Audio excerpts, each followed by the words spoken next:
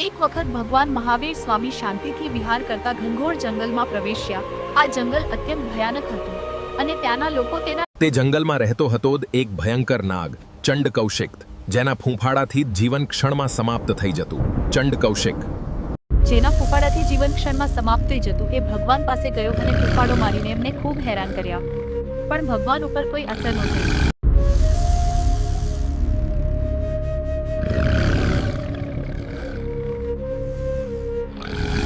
મહાવીર સ્વામી સામે આવતા જ નાગ ક્રોધથી ભભૂકી ઉઠ્યો, ફાટો ફેલાવીને જોરથી કુંકાડા મારવા લાગ્યો અને પ્રહાર કરવા તરફડફ્યો।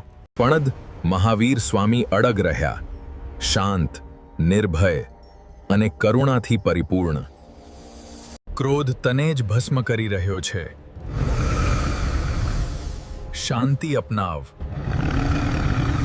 આ શબ્દો સર્પના હૃદયને સ્પર્શી ગયા, તેનો ક્રોધ ઓગળી ગયો અને તે મહાવીરના ચરણોમાં શાંત થઈ ગયો।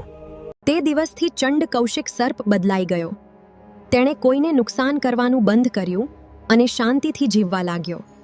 શીખ ક્રોધને શાંતિથી જીતવો। અહિંસા સૌથી મોટી શક્તિ છે। કરુણા કોઈ પણ હૃદયને બદલી શકે છે। શીખ ક્રોધને શાંતિથી જીતવો। અહિંસા સૌથી મોટી શક્તિ છે। કરુણા કોઈ પણ હૃદયને બદલી શકે છે।